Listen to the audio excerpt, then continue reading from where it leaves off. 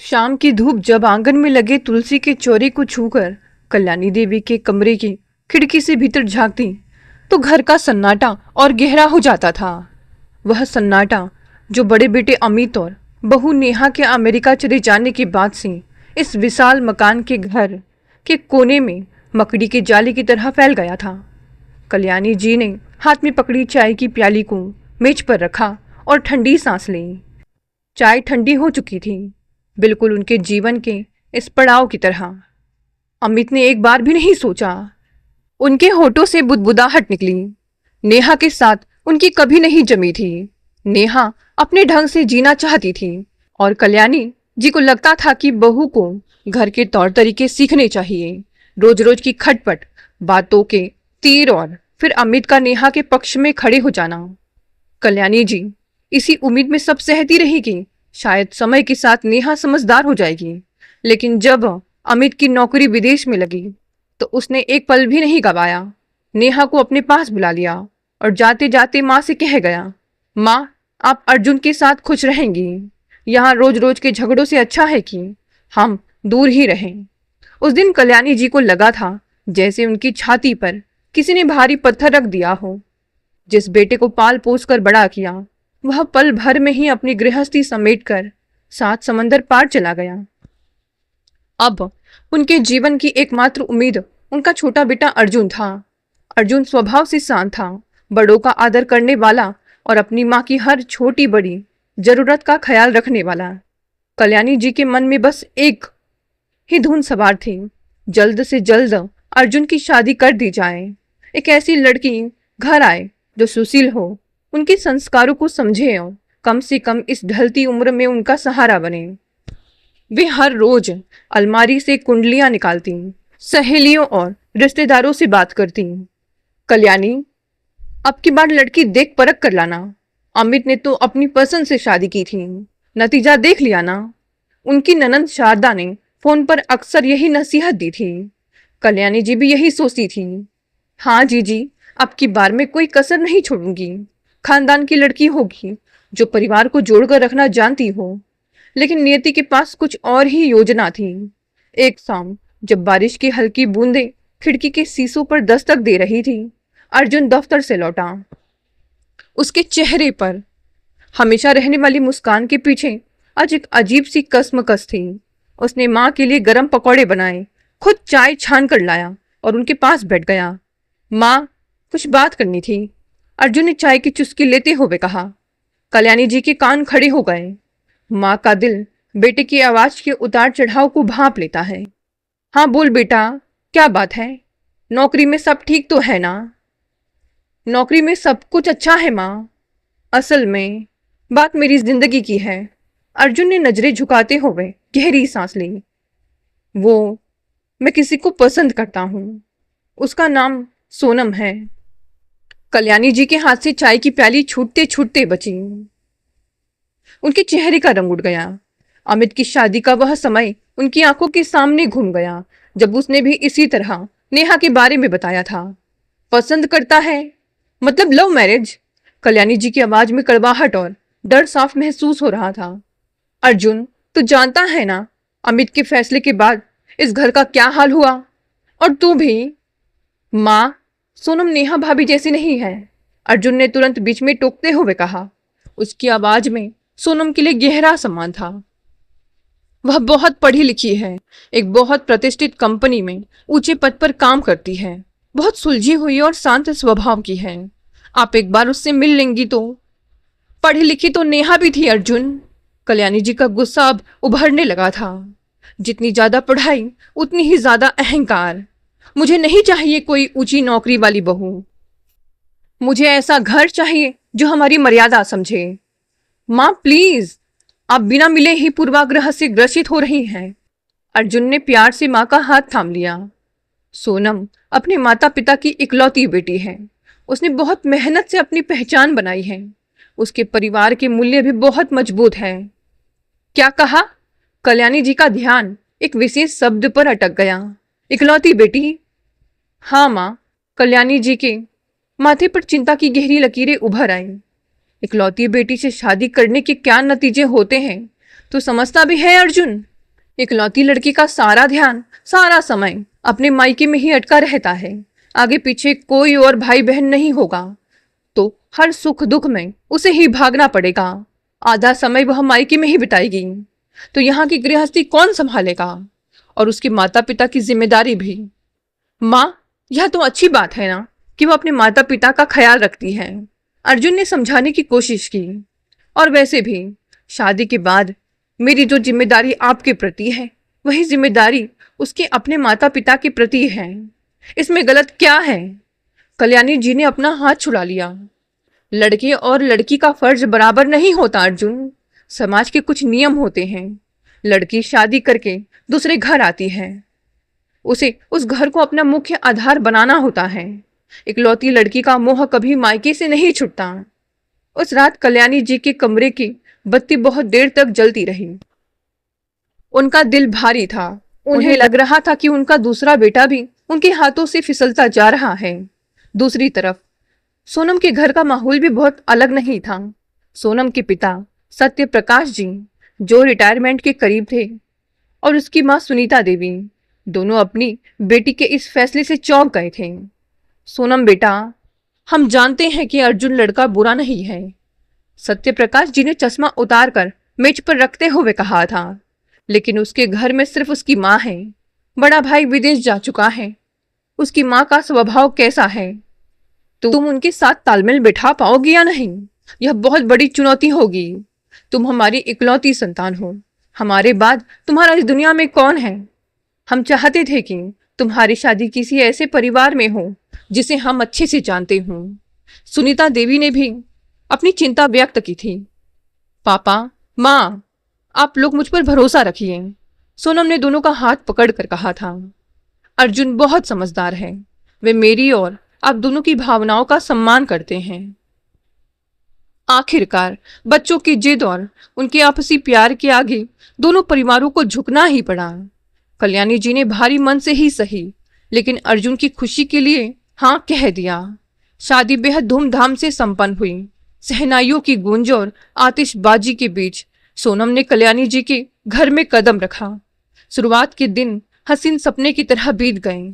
सोनम सुबह जल्दी उठकर दफ्तर के काम के साथ साथ घर की जिम्मेदारियां भी बखूबी निभाती। अर्जुन उसका हर कदम पर साथ देता। कल्याणी जी भी धीरे धीरे सामान्य होने लगी थी। हालांकि उनके मन में भी किसी कोने में वह असुरक्षा की भावना अभी भी दबी हुई थी। पर समय का चक्र शांत नहीं रहता। वह अपने साथ नए बदलाव और नई चुनौतियां लेकर आता है। सोनम और अर्जुन की शादी को 2 साल कब बीत गए पता ही नहीं चला। कल्याणी जी के घर का वह सूनापन जो अमित के जाने के बाद पसर गया था, सोनम के आने से काफी हद तक कम हो गया था। सोनम अपनी नौकरी की व्यस्तता के बावजूद सुबह के समय घर के कामों में हाथ बटाती, कल्याणी जी की दवाओं का ध्यान रखती। लेकिन जैसा कि कहा जाता है, किसी भी परिवार में शांति के पीछे अपेक्षाओं के नन्हे नन्हे बादल हमेशा तैरते रहते हैं। कल्याणी जी के मन में अब एक नई चाहत सिर उठाने लगी थी। पड़ोस की सरोज जी जब भी अपने पोते को गोद में खिलाते हुए कल्याणी जी के घर के सामने से गुजरती तो कल्याणी जी की आंखें ठहर जाती। उनके भीतर की ममता और दादी बनने की तड़प जाग उठती। शाम की चाय पर वे अक्सर इस बात का सीरा छेड़ देती थी। सोनम बेटा, अब 2 साल हो गए हैं तुम्हारी शादी को। घर में कितनी शांति रहती है। अमित तो उधर ही बस गया, पता नहीं कब आएगा। अब इस घर की रौनक तो तुम्हारे ही हाथ में है। मैं चाहती हूं कि जल्दी ही इस आंगन में किसी बच्चे की किलकारी गूंजे। सोनम, जो उस समय लैपटॉप पर अपनी एक जरूरी प्रेजेंटेशन की तैयारी कर रही थी, उसकी उंगलियां कीबोर्ड पर ही ठिठक गई। उसने अपनी चश्मा उतार कर मेज पर रखा और एक गहरी सांस ली। वह जानती थी कि यह विषय आज नहीं तो कल सामने आना ही था। मम्मी जी, सोनम ने बहुत विनम्रता और शांत स्वर में कहा, मैं आपकी भावना समझती हूँ, लेकिन अभी मेरे करियर का बहुत ही नाजुक दौर चल रहा है। हमारी कंपनी मुझे एक बहुत बड़े प्रोजेक्ट की कमान सौंपने वाली है, जिसके लिए मुझे काफ़ी यात्राएं भी करनी पड़ेगी। मैंने और अर्जुन ने इस बारे में बात की है। अभी अगले 3 साल तक हम किसी बच्चे के बारे में नहीं सोचना चाहते। हम पहले अपने करियर और वित्तीय स्थिति को थोड़ा और मजबूत करना चाहते हैं। कल्याणी जी का चेहरा पल भर में उतर गया। उनके हाथ की चाय की प्याली जैसे भारी हो गई। 3 साल? सोनम, तुम क्या कह रही हो? तुमने सोचा है इस उम्र में जो सुख मिल सकता है वह बाद में नहीं मिलता। और फिर तुम्हारा करियर तो पूरी जिंदगी चलता रहेगा। नौकरी आज है कल नहीं, लेकिन परिवार तो हमेशा रहता है। सोनम ने अपनी बात पर अड़े रहते हुए कहा। मम्मी जी, आज के समय में काम और परिवार दोनों को संभालना होता है। मैं नहीं चाहती कि जब बच्चा आए तो मैं उसे पूरा समय ना दे पाऊं। इसीलिए थोड़ा समय लेना ही सही फैसला है। अर्जुन, जो अभी अभी कमरे में दाखिल हुआ था, उसने स्थिति को भांप लिया। वह सोनम के बगल में बैठ गया और माँ का हाथ थामते हुए बोला, माँ, सोनम सही कह रही है।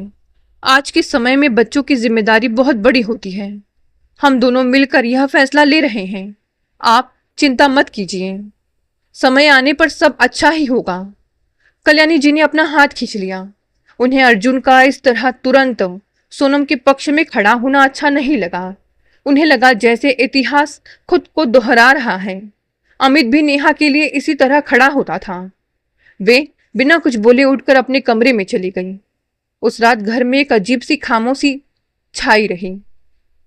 यह छोटी मोटी खटपट अब रोजमर्रा की जिंदगी का हिस्सा बनने लगी थी। कल्याणी जी कभी सीधे तो कभी इशारों इशारों में अपनी नाराजगी जताती और सोनम अपने काम में डूबकर उन तानों को खुद से बचाने की कोशिश करती। इधर सोनम के मायके में एक बहुत बड़ा बदलाव आने वाला था। उसके पिता सत्य प्रकाश जी अपनी लंबी सेवा के बाद आखिरकार रिटायर्ड हो रहे थे। रिटायरमेंट का दिन बेहद भावुक था। सोनम और अर्जुन दोनों इस समारोह में शामिल होने के लिए गए थे।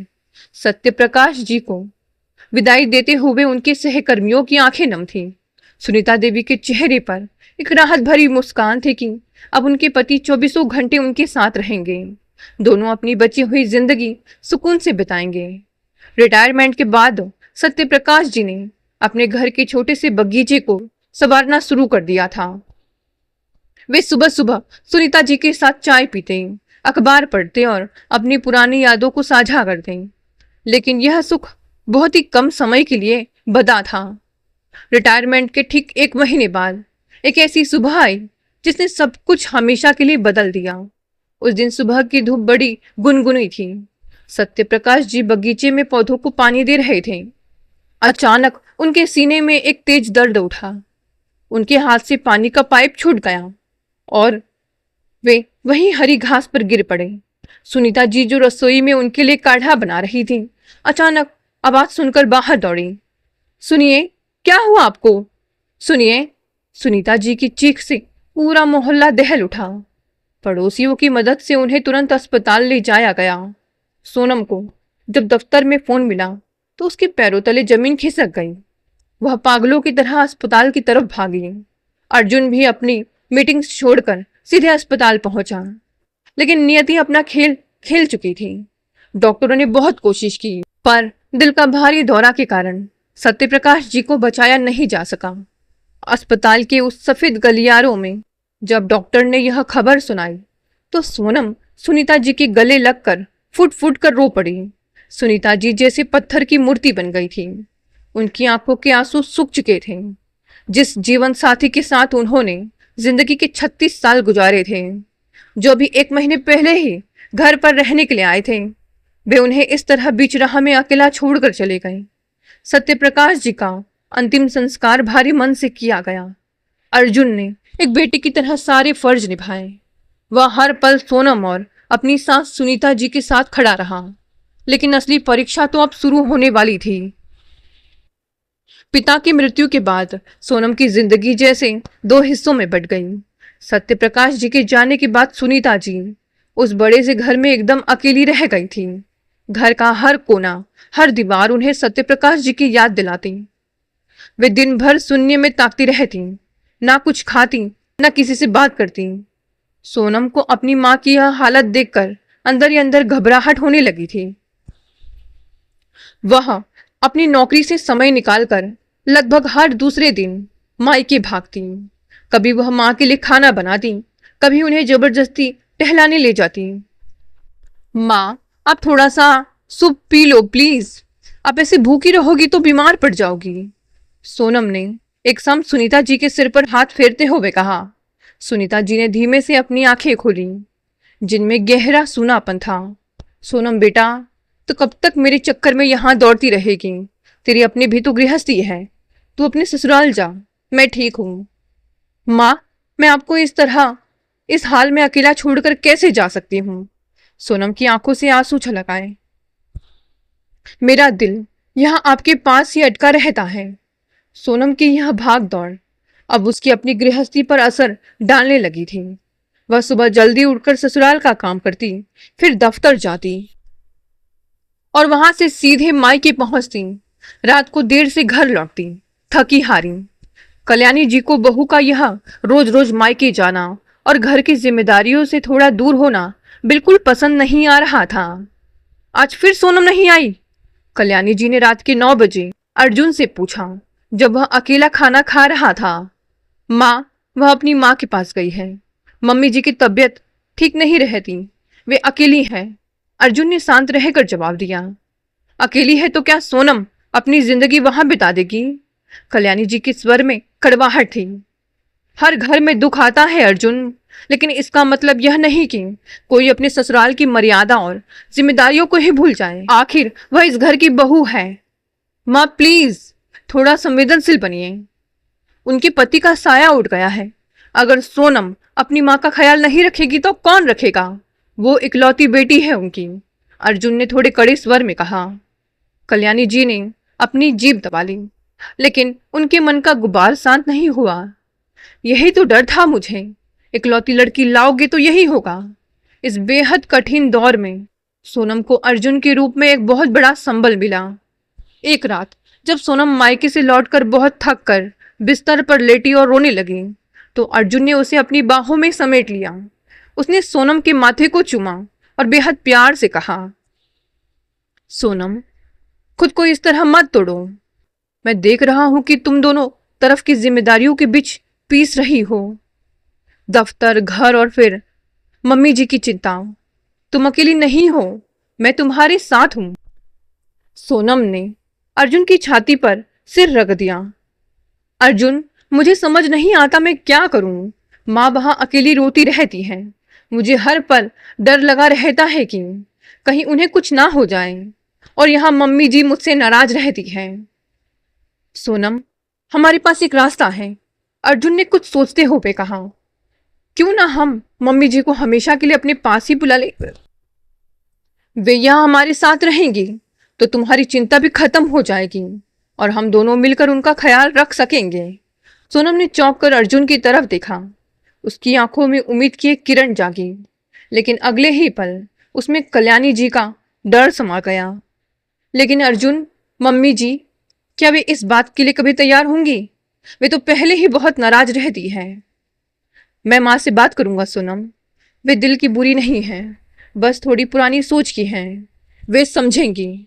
अर्जुन ने हौसला बंधाया, लेकिन अर्जुन को क्या पता था कल्याणी जी के मन की रूढ़ियों और असुरक्षा की दीवारें इतनी आसानी से ढहने वाली नहीं थी। रविवार की सुबह अमूमन घरों में थोड़ी सुस्ती और सुकून लेकर आती है, लेकिन कल्याणी जी के घर की हवाओं में आज एक अजीब सा भारीपन था। धूप खिड़की की जाली से छनकर फर्श पर चौकोर आकृतियां बना रही थी। कल्याणी जी सोफे पर बैठी माला जप रही थी, पर उनका ध्यान रसोई में चाय बना रहे अर्जुन और नाश्ते की प्लेटें लगा रही सोनम पर थी। दोनों के बीच इशारों इशारों में कुछ बात हो रही थी, एक ऐसी बात जिसे शुरू करने का साहस वे जुटा रहे थे। अर्जुन ट्रे में चाय की प्यालियां और बिस्किट लेकर आया। उसने एक प्याली माँ की तरफ बढ़ाई और खुद उनके ठीक सामने वाले सोफे पर बैठ गया। सोनम रसोई का काम समेटकर वहीं पास की कुर्सी पर आकर बैठ गई। उसके चेहरे पर संकोच और घबराहट की परतें साफ देखी जा सकती थी। माँ, अर्जुन ने चाय की चुस्की लेते हुए बात की शुरुआत की। कल्याणी जी ने अपनी माला रोकी और आंखें खोलकर बेटे की तरफ देखा। हाँ बोल बेटा, बड़ी गंभीर आवाज है तेरी आज। माँ, बात ही कुछ ऐसी है। असल में हम मम्मी जी के बारे में बात करना चाहते थे। जब से पापा जी गए हैं वे उस बड़े से मकान में एकदम अकेली रह गई हैं। सोनम का ध्यान भी चौबीसों घंटे वहीं लगा रहता है। उसकी नौकरी पर भी इसका असर पड़ रहा है और सेहत पर भी। अर्जुन ने रुककर सोनम की तरफ देखा तो कल्याणी जी के स्वर में एक हल्की सी कड़वाहट तैर गई। तो फिर क्या चाहती है तुम्हारी पत्नी? अपनी नौकरी छोड़कर मायके में ही बैठ जाए? नहीं मम्मी जी, ऐसी बात नहीं है। सोनम ने हिम्मत जुटाकर कहा, मैं अपनी नौकरी नहीं छोड़ना चाहती और ना ही मैं आपको छोड़कर वहां जाना चाहती हूँ। बस हम दोनों ने मिलकर यह फैसला किया है माँ कि हम मम्मी जी को यहाँ अपने पास बुला लें। अर्जुन ने बात पूरी की। हम सब साथ रहेंगे तो उनकी देखभाल भी हो जाएगी और सोनम भी निश्चिंत होकर काम पर जाएगी। कमरे में जैसे सन्नाटा पसर गया। कल्याणी जी का चेहरा गुस्से और अविश्वास से लाल होने लगा। क्या कहा तुमने? समधन जी को यहाँ बुलाओगे इस घर में रहने के लिए? हाँ माँ, इसमें बुरा क्या है? वे अकेली हैं, उनका और कोई सहारा नहीं है। अर्जुन ने समझाने की कोशिश की। वाह हरे जमाना और वाह हरे मेरा नसीहत देने वाला बेटा। कल्याणी जी ताली बजाने के अंदाज में बोली। हमारे समाज में, हमारे खानदान में आज तक ऐसा कभी हुआ है? लड़की का परिवार दामाद के घर आकर रहे। लोग क्या कहेंगे अर्जुन? क्या कल्याणी जी के मायके वाले इतने कमजोर हो गए हैं कि अब वे उनकी देखभाल नहीं कर सकते? और लोग कहेंगे कि लड़का अपनी पत्नी के हाथों बिक गया है। माँ, आप ये कैसी दकियानूसी बातें कर रही हैं? अर्जुन का स्वर भी अब ऊंचा होने लगा था।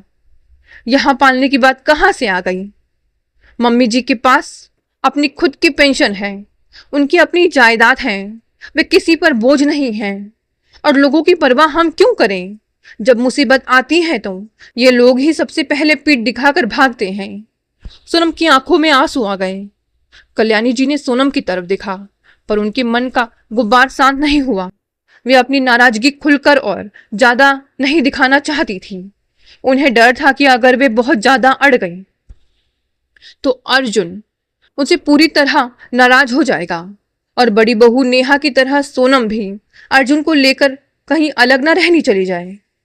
उनका इकलौता सहारा भी छिन जाएगा। उन्होंने अपना रुख बदला, पर दिल में कड़वाहट बरकरार रखी। ठीक है, जो तुम लोगों को ठीक लगे वही करो। आजकल के बच्चों के आगे माँ बाप की सुनता ही कौन है? पर एक बात याद रखना, इस समाज में रहते हो तुम, तानों के लिए भी तैयार रहना। वे पैर पटकती हुई अपने कमरे की तरफ बढ़ गईं, पर दरवाजे पर रुककर मुड़ी और बोली, बहू, क्या तुम्हारे खानदान में और कोई नहीं है जो तुम्हारी माँ को संभाल सके? चाची, ताई, मौसी, कोई भी नहीं? यह वाक्य सोनम के दिल पर एक तीर की तरह चुभ गया। इस बातचीत के बाद घर का माहौल पूरी तरह बदल गया। कल्याणी जी ने अपनी नाराजगी दिखाने का एक नया तरीका ढूंढ लिया था। वे सीधे तो कुछ नहीं कहती थी, लेकिन उनके तानों का सिलसिला थमने का नाम ही नहीं ले रहा था। जब भी कोई पड़ोसन या सहेली घर आती, कल्याणी जी जानबूझकर ऊंचे स्वर में बातें शुरू कर देती। अरे सरोज बहन, क्या बताएं, आजकल का जमाना ही बदल गया है। पहले बेटियां विदा होकर पराए घर को अपना बनाती हैं, अब तो पूरा मायका ही बहू के साथ विदा होकर आ जाता है। हमारी किस्मत में कहा था कि हम अपने मायके में जाकर रहें, पर आज की लड़कियों के तो ठाठ ही अलग हैं। सोनम दफ्तर से लौटकर जब ये बातें सुनती तो उसका दिल महसूस कर रह जाता। वह कल्याणी जी के सामने जाने से कतराने लगी। जिस सास को वह अपनी माँ की तरह सम्मान देना चाहती थी, उनके इस व्यवहार ने सोनम के मन में भी एक दूरी पैदा कर दी थी। सोनम का व्यवहार भी अब कल्याणी जी के लिए औपचारिक हो गया था। पहले वह सुबह उठकर कल्याणी जी के पैर छूती, उनके लिए उनकी पसंद का नाश्ता अपने हाथों से बनाती थी, लेकिन अब वह सिर्फ उनकी जरूरतें पूरी कर देती और अपने कमरे में चली जाती। उधर सुनीता देवी अपनी पैकिंग कर रही थी। उनका मन भारी था। वे भली भांति जानती थी कि बेटी दामाद के घर आकर रहना आसान नहीं होता, खासकर तब जब वहां एक सास भी मौजूद हो। सोनम बेटा, मुझे लगता है कि मेरा बहाना ठीक नहीं है। सुनीता देवी ने अलमारी से अपनी साड़ियां निकालते हुए सोनम से फोन पर कहा, मैं यहाँ अकेली ठीक हूँ। भगवान का दिया सब कुछ है मेरे पास, मुझे किसी चीज की कमी नहीं है। समाज में बातें बनेंगी। माँ, आप फिर वही बातें कर रही हैं। सोनम ने दफ्तर के केबिन से फोन पर फुसफुसाते हुए कहा। अर्जुन ने खुद आपसे आने की जिद की है और यहाँ सब तैयारी हो चुकी है। आप अपनी बेटी की खातिर आ जाइए प्लीज। सुनीता जी ने एक ठंडी सांस ली। वे अपनी बेटी की चिंता को समझती थी। उन्होंने अपने स्वर्गीय पति सत्यप्रकाश जी की तस्वीर को चूमा और उसे बैग में रख लिया। ठीक है बेटा, जैसी तुम्हारी इच्छा। सुनीता जी कोई साधारण महिला नहीं थी। उनको पेंशन आती थी, उनके नाम पर अच्छा खासा बैंक बैलेंस था और यह बड़ा मकान भी उन्हीं का था। वे मानसिक रूप से इस बात के लिए पूरी तरह आश्वस्त थी कि वे अपनी बेटी के घर पर एक ढेला भी दामाद का खर्च नहीं होने देंगी। वह दिन भी आ गया जब सुनीता देवी अर्जुन के घर पहुंची। अर्जुन और सोनम खुद उन्हें लेने गए थे। जब गाड़ी घर के दरवाजे पर रुकी तो सुनीता जी के पैर जैसे जमीन पकड़ रहे थे। उन्होंने गहरी सांस ली और गाड़ी से उतरी। घर के मुख्य द्वार पर कल्याणी जी खड़ी थी। उनके चेहरे पर कोई शिकन नहीं थी, पर कोई गर्मजोशी भी नहीं थी। उनका स्वागत केवल एक औपचारिक मुस्कान तक सीमित था। आइए समधन जी, आपका ही घर है, कल्याणी जी ने सूखे शब्दों में कहा। नमस्ते कल्याणी जी, सुनीता जी ने हाथ जोड़कर अभिवादन किया। आपके घर में पैर रख रही हूं, आशा है मुझसे कोई भूल चूक नहीं होगी। अरे नहीं नहीं, भूल चूक कैसी, अब तो आप ही इस घर की मालकिन हैं, हमारी क्या बिसात। कल्याणी जी ने व्यंग की एक हल्की सी चिंगारी छोड़ ही दी। अर्जुन ने तुरंत बात संभाली। आइए मम्मी जी, मैं आपका सामान कमरे में रख देता हूँ, आप बहुत थक गई होंगी। सुनीता जी को वह कमरा दिया गया जो ड्राइंग रूम के बगल में था। कमरा साफ सुथरा और हवादार था, लेकिन सुनीता जी को लग रहा था जैसे वे किसी होटल के कमरे में आ गई हो। उन्होंने अपना सामान धीरे धीरे अलमारी में सजाना शुरू किया। अलमारी के सबसे ऊपरी हिस्से में उन्होंने सत्यप्रकाश जी की मुस्कुराती हुई तस्वीर रख दी। देखिए जी, मैं आपकी बेटी के घर आ तो गई हूँ, पर यहाँ का सफर कितना लंबा और कठिन होगा यह तो आने वाला वक्त ही बताएगा। उन्होंने तस्वीर को देखते हुए मन ही मन कहा और उनकी आंख से एक आंसू टपक गया। बाहर रसोई में सोनम अपनी माँ के लिए चाय बना रही थी और बगल के कमरे से कल्याणी जी के बड़बड़ाने की हल्की हल्की आवाजें आ रही थी। सुबह की पहली किरण अब जब खिड़की के कांच से टकराकर सुनीता जी के कमरे में दाखिल हुई तो वे बहुत पहले ही उठ चुकी थी। सुबह की आदत थी भोर के धुंधलके में उठ जाना, पूजा पाठ करना और फिर रसोई संभालना, लेकिन आज वे अपने बिस्तरों पर चुपचाप बैठी थी। उन्हें इस बात का भली भांति एहसास था कि वे अपनी बेटी और दामाद के घर में हैं। यहाँ बिना पूछे रसोई में जाना या किसी काम में हाथ डालना कल्याणी जी को नागवार गुजर सकता था। कमरे के बाहर बर्तनों की हल्की खटर पटर और कदमों की आहट सुनाई दे रही थी। सोनम रसोई में चाय बना रही थी। माँ, आप उठ गई? सोनम ने कमरे में प्रवेश करते हुए पूछा। उसके हाथ में चाय की गर्मा गर्म प्याली थी। हाँ बेटा, बहुत पहले ही। सोनम, कल्याणी जी उठी क्या? मुझे जाकर उनसे मिलना चाहिए। मम्मी जी अभी अपने कमरे में ही है माँ, तुम आराम से चाय पियो फिर चलना, सोनम ने कहा। पर उसकी आवाज में एक अजीब सी हिचकिचाहट थी जिसे सुनीता जी ने तुरंत भांप लिया। सुनीता जी ने चाय पीकर खुद को संभाला और कल्याणी जी के कमरे की तरफ बढ़ी। कल्याणी जी अपने बिस्तर पर बैठी कुछ पढ़ रही थी। प्रणाम कल्याणी जी। अरे अरे समधन जी, आप क्यों कष्ट कर रही हैं? आप तो हमारी मेहमान हैं, बैठिए। मेहमान मत कहिए कल्याणी जी, हम तो एक ही परिवार के हिस्से हैं। अगर मुझसे कोई भूल चूक हो जाए तो अपनी बहन समझकर मुझे टोक दीजिएगा, सुनीता जी ने बहुत ही सादगी से कहा। भूल चूक हमसे क्या होगी समधन जी, अब तो जमाना आप ही लोगों का है, हम पुराने लोग भला आपको क्या सिखाएंगे। बातचीत में यह जो खिंचाव था वह पूरे दिन घर के वातावरण पर भारी रहा। दोपहर के भोजन के समय जब सब डाइनिंग टेबल पर बैठे तो कल्याणी जी बेहद शांत थी। अर्जुन ने अपनी सास की पसंद की सब्जी बनाने के लिए सोनम से कहा था जो टेबल पर सजी थी। मम्मी जी, आपको शिमला मिर्च पसंद है ना? सोनम ने आज खास आपके लिए बनाई है। अर्जुन ने मुस्कुराते हुए सुनीता जी की प्लेट में सब्जी परोसी। कल्याणी जी ने तुरंत अपनी प्लेट में रखी रोटी को देखा और धीरे से कहा, हाँ, अब घर में पसंद और नापसंद भी मेहमानों के हिसाब से ही तय होगा। हमारा क्या है, हम तो रूखा सूखा खाकर भी दिन काट लेंगे। माँ, आप क्या कह रही हैं? अर्जुन का माथा ठनका।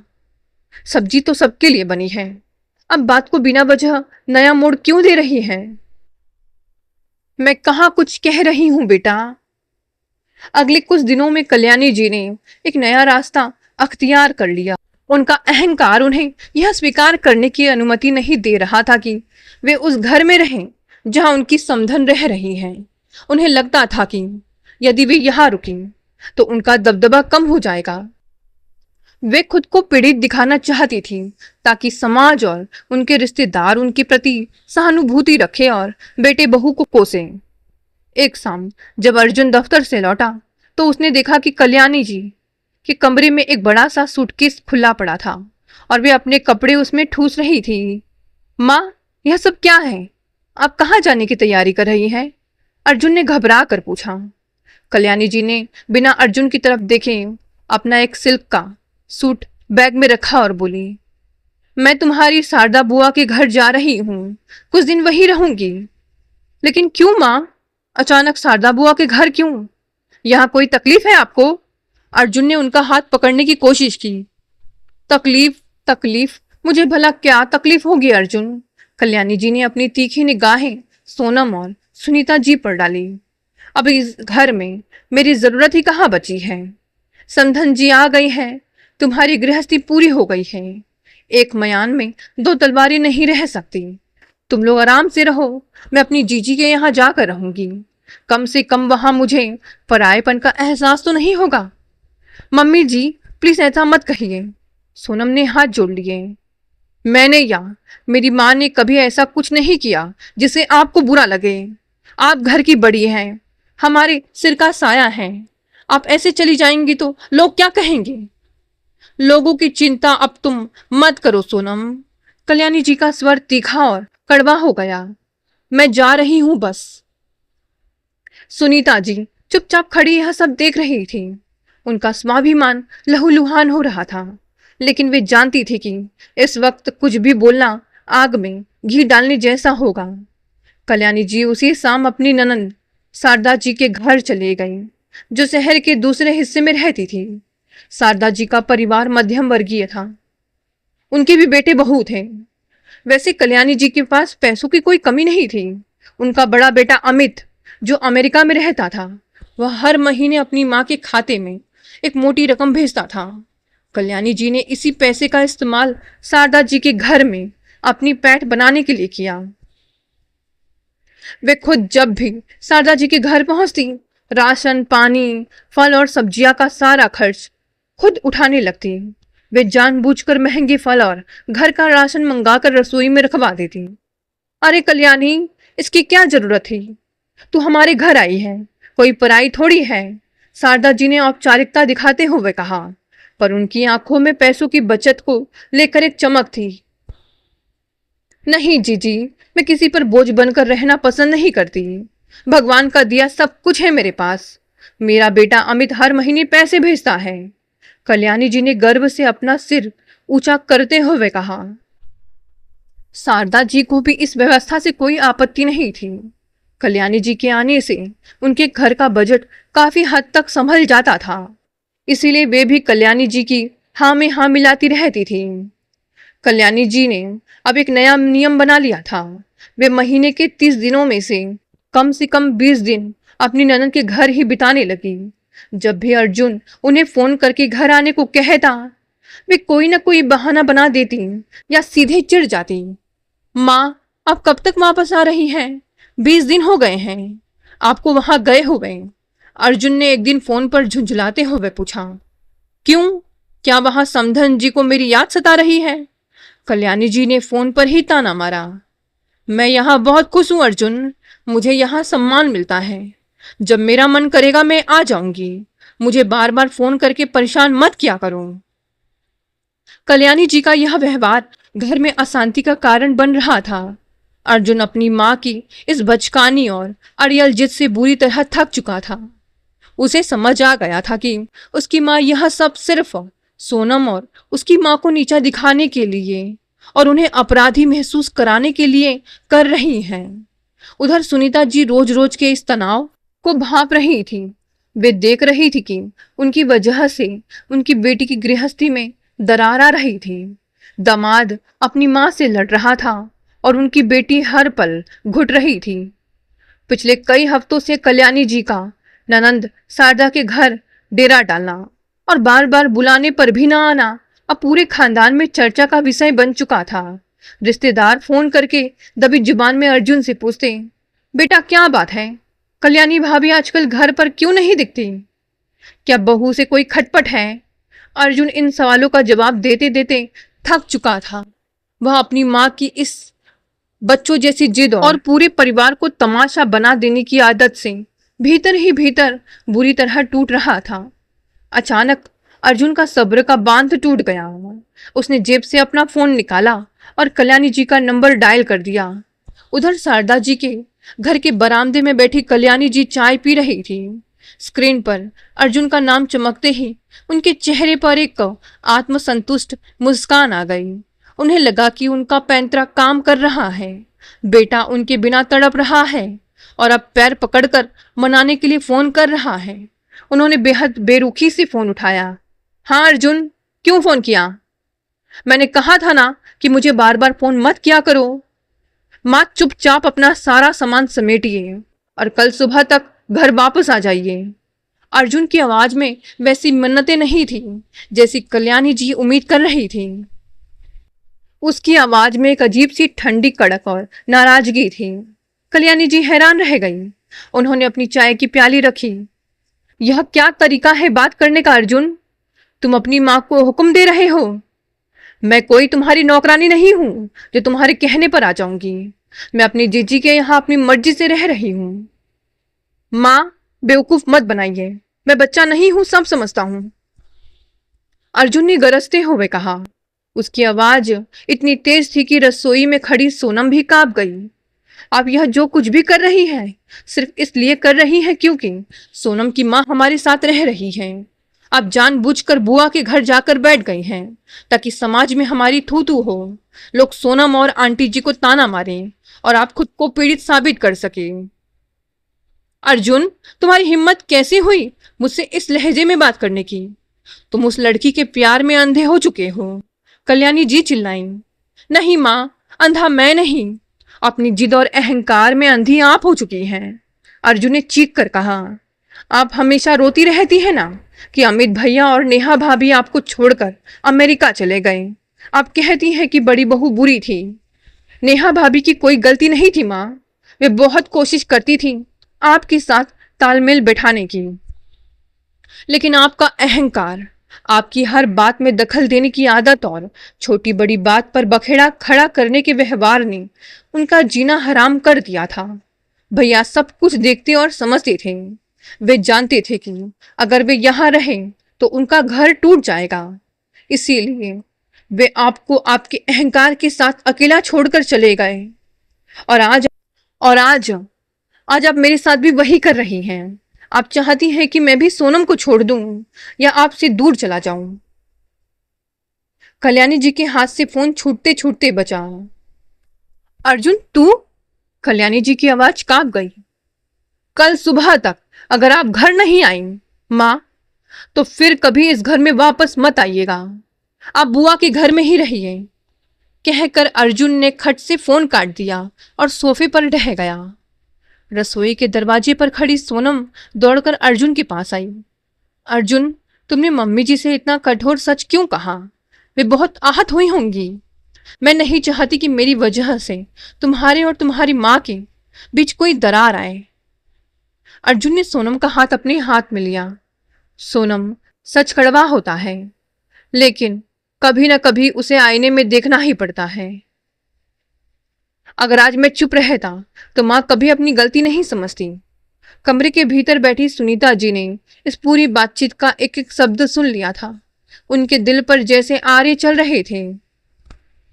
वे एक स्वाभिमानी और समझदार महिला थी। उन्हें पल भर में समझ आ गया कि उनकी मौजूदगी इस हंसते खेलते परिवार को दीमक की तरह चाट रही है। सुनीता जी ने अपना चश्मा साफ किया, अलमारी खोली और चुपचाप अपनी साड़ियां वापस सूटकेस में सहेजने लगी। उन्होंने सत्य प्रकाश जी की तस्वीर को बहुत ही आदर से मखमली कपड़े में लपेटा और बैग में रख दिया। सोनम जब रोती हुई अपनी माँ के कमरे की तरफ आई तो अलमारी खाली देखकर उसके कदम वहीं ठिठक गए। माँ, यह क्या कर रही हो तुम? सुनीता जी मुड़ी। उनके चेहरे पर एक शांत, गरिमामयी और दृढ़ निश्चय की आभा थी। उन्होंने सोनम के गाल के आंसू पोंछे। बेटा, अब मेरे जाने का समय आ गया है। नहीं माँ, तुम कहीं नहीं जाओगी। अर्जुन ने अभी मम्मी जी को डांटा है, वे कल वापस आ रहे हैं, सब ठीक हो जाएगा। सोनम ने अपनी माँ के हाथ पकड़ लिए। नहीं सोनम, कुछ ठीक नहीं होगा, सुनीता जी ने बहुत ही शांत स्वर में कहा। जब जब तक मैं इस घर में रहूंगी, कल्याणी जी कभी मन से वापस नहीं आ पाएंगी। वे जब भी आएंगी, उनके मन में मेरे प्रति नफरत और गुब्बार रहेगा। रिश्ते जबरदस्ती नहीं निभाए जाते बेटा। मैं कोई असहाय बेसहारा औरत नहीं हूँ। मेरे पास अपना घर है, मेरी पेंशन है, तुम्हारे पापा की यादें हैं। मैं अपने घर वापस जा रही हूँ। अर्जुन भी कमरे के दरवाजे पर आकर खड़ा हो गया। मम्मी जी, प्लीज ऐसा मत कीजिए। मैंने माँ से जो कहा वो सच था। आप हमारे साथ रहिए। सुनीता जी ने अर्जुन के सिर पर हाथ रखा। अर्जुन, तुम बहुत प्यारे बच्चे हो। तुमने मुझे एक बेटे से भी ज्यादा मान दिया। लेकिन एक बात समझो, गृहस्थी की गाड़ी दो पहियों से चलती है और उन पहियों को जोड़ने वाली धुरी घर के बड़े होते हैं। कल्याणी जी इस घर की बड़ी है, उनका यहाँ होना ज्यादा जरूरी है। मैं अपनी मर्जी से जा रही हूँ, किसी के दबाव में नहीं। मैं चाहती हूँ कि तुम दोनों खुश रहो। सुनीता जी का यह फैसला अटल था। उनकी गरिमा और स्वाभिमान के आगे अर्जुन और सोनम बेबस हो गए। अगली सुबह सुनीता जी ने भारी मन से लेकिन ऊंचे सिर के साथ उस घर से विदा ली। सोनम का दिल टूट चुका था, लेकिन वह अपनी मां के आत्मसम्मान की रक्षा के लिए इस फैसले को स्वीकार करने पर मजबूर थी। उधर शारदा जी के घर में कल्याणी जी पूरी रात सो नहीं सकी थी। अर्जुन के शब्द उनके कानों में पिघले हुए शीशे की तरह गूंज रहे थे। क्या वाकई में इतनी बुरी थी? क्या मेरा बड़ा बेटा सचमुच मुझसे तंग आकर दूर भागा था? कल्याणी जी का मन इस सत्य को स्वीकार करने से कतरा रहा था, लेकिन भीतर ही भीतर एक अनजाना डर उन्हें खाए जा रहा था कि कहीं उनका छोटा बेटा अर्जुन भी हमेशा के लिए उनसे मुंह ना मोड़ ले। तभी बरामदे से उनके कान में कुछ आवाज आई। मयंक, शारदा बुआ का बेटा और उसकी पत्नी रिया आपस में कुछ बातें कर रहे थे। कल्याणी जी खिड़की के पर्दे के पीछे छिपकर उनकी बातें सुनने लगी। रिया ने संभालते हुए कहा, मयंक, मुझे तो मामी जी का यह व्यवहार समझ नहीं आता। अपना इतना अच्छा घर बार छोड़कर सिर्फ अपनी बहू और समधन को सबक सिखाने के लिए यहाँ आकर बैठ गई हैं। पूरे खानदान में बातें बन रही है। मयंक ने कहा, हाँ रिया, बात तो सही है। आज का जमाना बदल गया है। अब जब लड़कियां इकलौती संतान हैं तो उनके बूढ़े माता पिता की जिम्मेदारी भी तो उन्हीं की ही होगी ना। कल को अगर हमारी सिर्फ बेटियां ही हुई तो क्या वे हमें बुढ़ापे में अकेला छोड़ देंगी, सिर्फ इसलिए कि उनकी होने वाली सांसें बुरा मान जाएंगी। ऐसी दकियानुसी सांसों की वजह से ही आज हंसते खेलते घर टूट जाते हैं। कल्याणी जी के पैरों तले जमीन खिसक गई। उनके अपने ही रिश्तेदारों के बच्चे उनके बारे में ऐसी सोच रखते थे। तभी शारदा जी की ऊंची आवाज सुनाई दी, जो अंदर से बाहर आ रही थी। उन्होंने मयंक और रिया को डांटते हुए कहा, अरे तुम दोनों को क्या पैसा काटता है? चुपचाप रहो। मैं जानती हूं कि कल्याणी बहुत जिद्दी और अड़ियल है, लेकिन जरा सोचो, वह हमारे घर में रहने के बदले कितना कुछ कर रही है। राशन पानी सब्जी का सारा पैसा वही दे देती है। तुम लोगों का कितना पैसा बच रहा है यह भी तो देखो। वह यहाँ बैठी है तो हमारा ही फायदा है। चुपचाप अपना काम करो और निकलो। अपनी ननंद शारदा के मुंह से यह शब्द सुनकर कल्याणी जी को लगा जैसे किसी ने उनके चेहरे पर बर्फीला पानी फेंक दिया हो। जिस ननंद को वे अपनी हमदर्द समझ रही थी, जिसके घर वे शान से राशन भरवाती थी, वह वास्तव में सिर्फ उनके पैसों का फायदा उठा रही थी।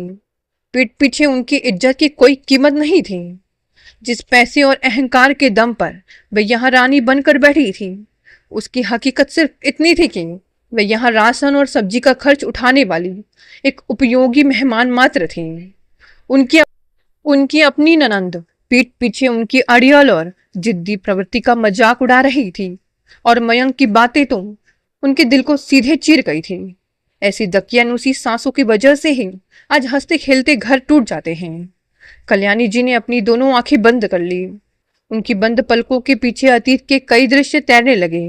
अमित का वह तमतमाया हुआ चेहरा, नेहा के बहते आंसू, और फोन पर अर्जुन की वह चीखती हुई दर्दनाक आवाज। नेहा भाभी की कोई गलती नहीं थी माँ, आप ही बुरी थी। पहली बार कल्याणी जी को अपने भीतर झांकने का मौका मिला था। उन्होंने महसूस किया कि अपनी रूढ़िवादी सोच और झूठे सम्मान की रक्षा करने के चक्कर में वे धीरे धीरे अपने दोनों बेटों से दूर होती चली गई।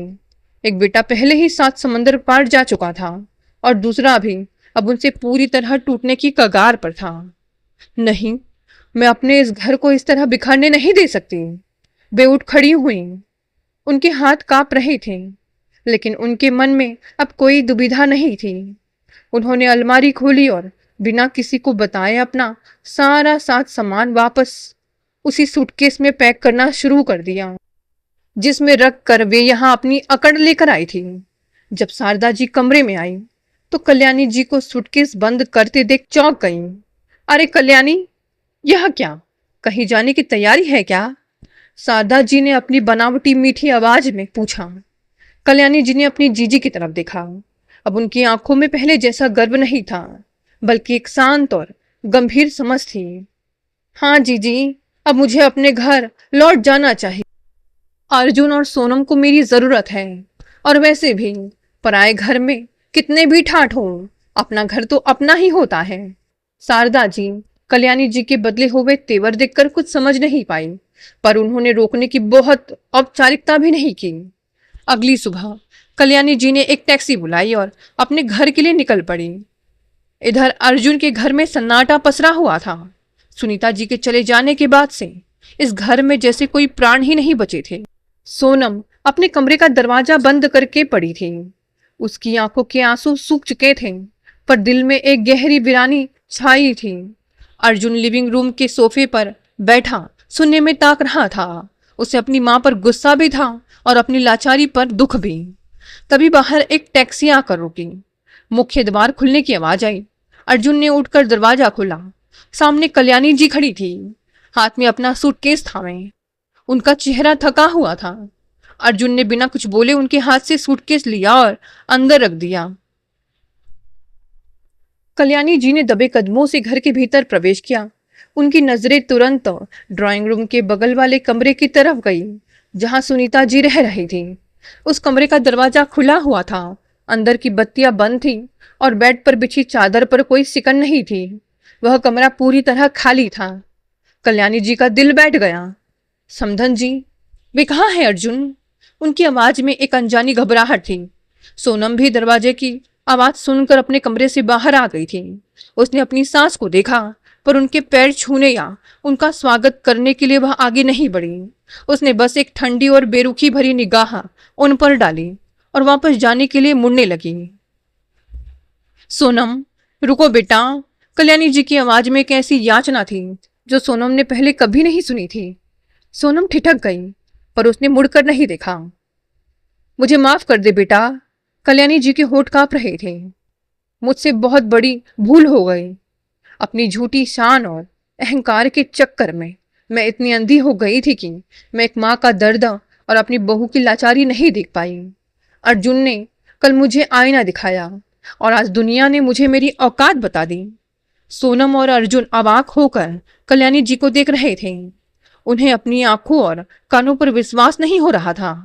कल्याणी जी ने अर्जुन का हाथ भी पकड़ लिया।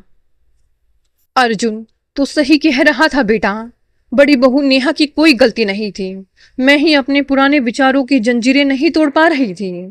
लेकिन आज मैं समझ गई हूं कि जमाना बदल गया है।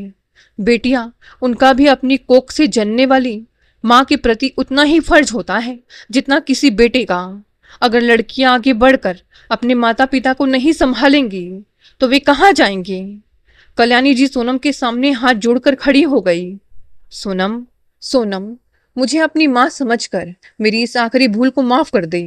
मैं तेरी माँ को वापस इस घर में लाना चाहती हूँ।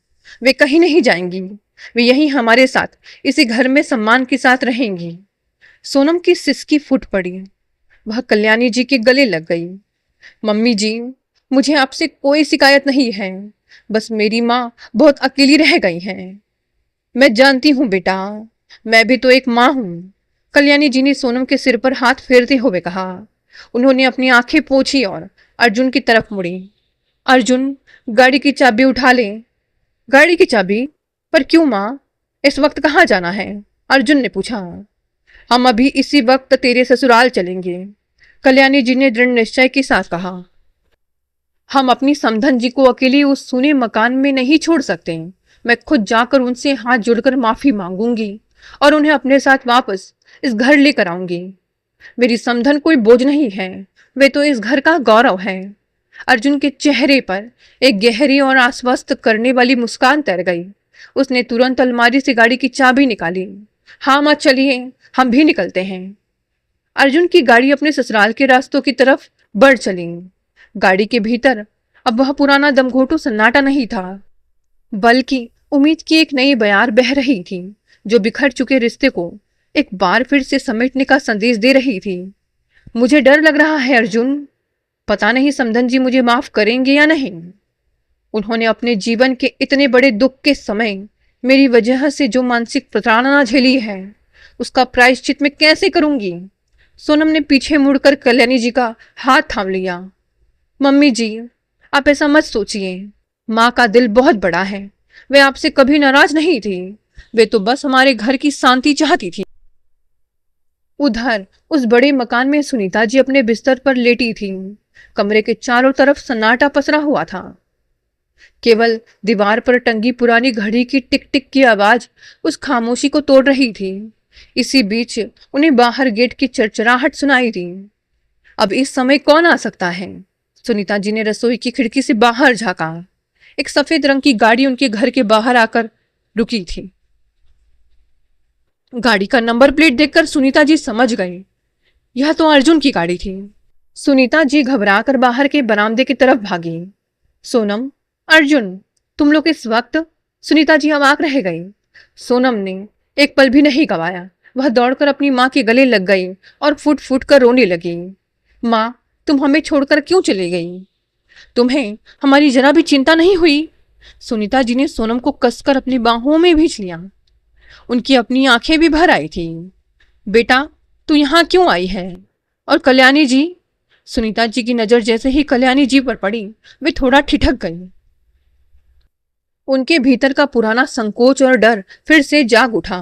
वे अपनी सॉल को ठीक करते हुए आगे बढ़ी। नमस्ते कल्याणी जी। लेकिन इससे पहले कि सुनीता जी अपनी बात पूरी कर पाती, कल्याणी जी आगे बढ़ी और उन्होंने सुनीता जी के दोनों हाथ अपने हाथों में ले लिए। समधन जी, मुझे माफ कर दीजिए, कल्याणी जी ने रूंधे हुए गले से कहा।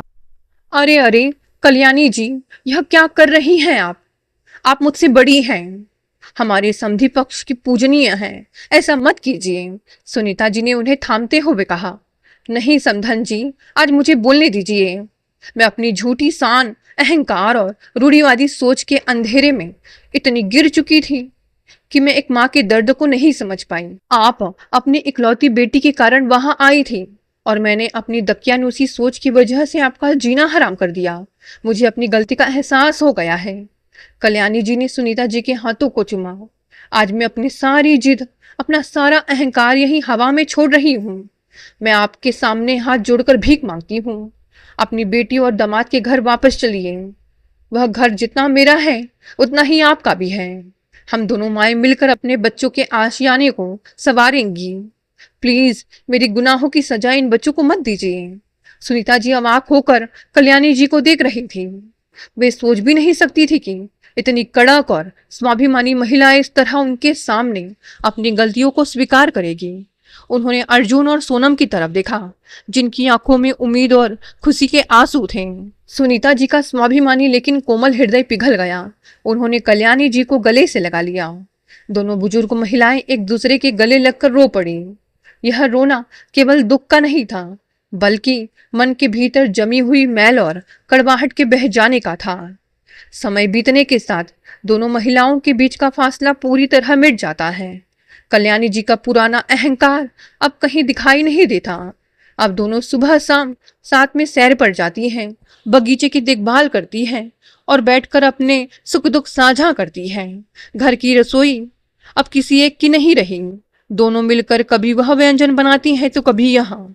सोनम अब पूरी तरह तनाव मुक्त होकर अपने दफ्तर का काम संभालती है, क्योंकि उसकी माँ अब सुरक्षित है और सबसे बढ़कर उन्हें ससुराल में पूरा मान सम्मान मिल रहा है। कल्याणी जी के भीतर आए इस बड़े बदलाव का असर उनके बड़े बेटे अमित और बहू नेहा पर भी पड़ता है। जब अर्जुन उन्हें फोन पर माँ के बदले हुए स्वभाव के बारे में बताता है, तो वे भी अमेरिका से भारत छुट्टियों में आने का फैसला करते हैं। जब अमित और नेहा घर आते हैं, तो कल्याणी जी अपनी बड़ी बहू नेहा को गले लगा लेती हैं और रोते हुए अपनी पुरानी गलतियों के लिए माफी मांगती है। नेहा भी अतीत को भुलाकर अपनी सास को गले से लगा लेती है। कल्याणी जी की खुली और संवेदनशील सोच ने बिखर चुके पूरे परिवार को फिर से एक धागे में पिरो दिया। दोस्तों, ये कहानी यही समाप्त हो गई। धन्यवाद दोस्तों, मिलते हैं अगली नई कहानी से।